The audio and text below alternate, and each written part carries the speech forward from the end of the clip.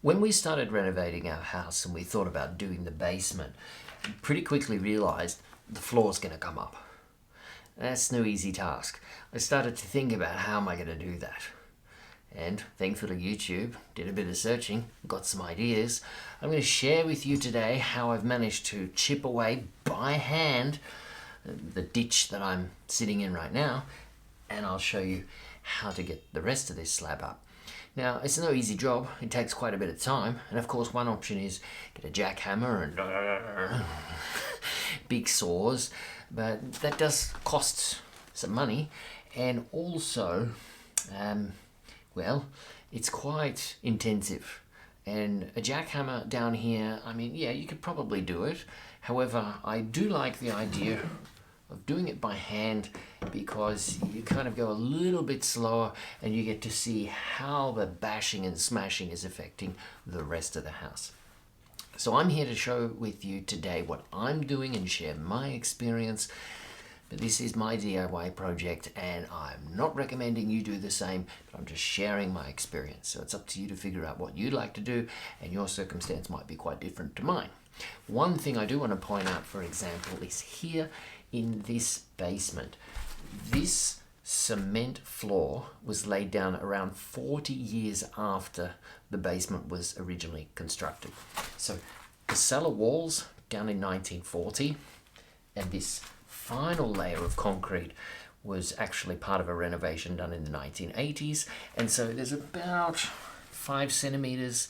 Then underneath that, there's 5 centimeters of some styrofoam insulation, and then there's the original 1940s cellar floor, and then there's just some, well, it's actually just dirt underneath that. It is a fine granite kind of sand.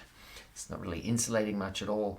And then beneath that, over by the wall, is the footing of this concrete wall, and in the middle section it's just the dirt. Well, it's actually clay.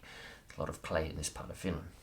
Now, the reason I want to highlight that is that over by the wall, when I start bashing this section out, I'm bashing concrete that is not attached to the wall. So if the wall was constructed at the same time as this floor, if the pour was somehow done at the same time, then I would certainly use a very different approach. I would, for example, cut down the edge and then chip it out. So any bashing I do here isn't going to affect the wall, so that's important. As for tools, not that kind of hammer. It's not a massive hammer. That's what I'm going to go with. I do also have screwdriver is handy. It helps a bit of prying. I have a pry bar, nice big pry bar there, and I do have some chisels as well that help. Now, the basic principle of this whole project is, and this is what I learned from YouTube, and I'll share it onward again here, is that if you can get down underneath the slab, you just want to excavate underneath a section of the slab, and that basically takes away all of the main stability or strength of the slab, and you can quite successfully crack pieces off. So let me try and show you the approach, and then we'll see how much I get done. So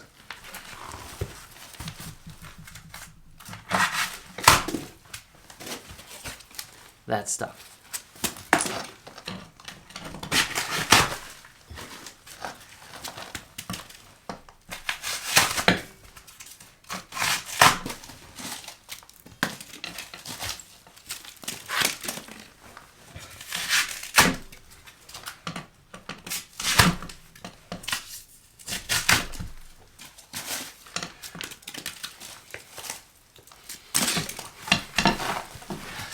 Right, that's enough to begin with.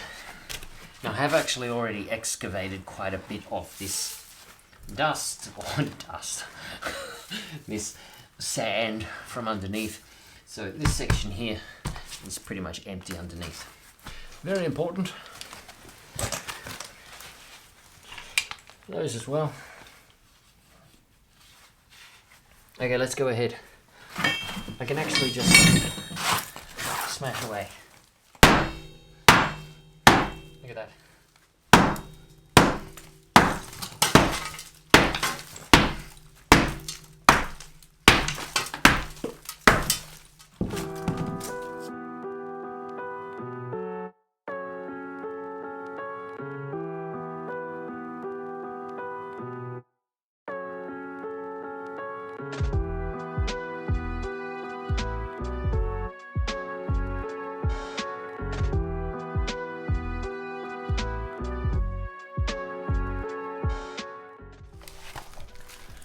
And that's a start. Not a bad effort. Once you get the swing of it, you end up with quite a pile of rubble pretty quickly. And this is it. I'll just continue doing this down the length of this wall. And the reason is, I want to get down to the base where the wall meets the footing. And I'm putting insulation on the inside here. More clay plastering on the way. You know that already, don't you? Well, if you don't know it and you want to see what I'm talking about, well, then hit subscribe and we'll do some clay plastering together, won't we? I've got a little more demolition to do, so give me a week and then we'll start on some more clay plastering here. I'll see you tomorrow. Bye.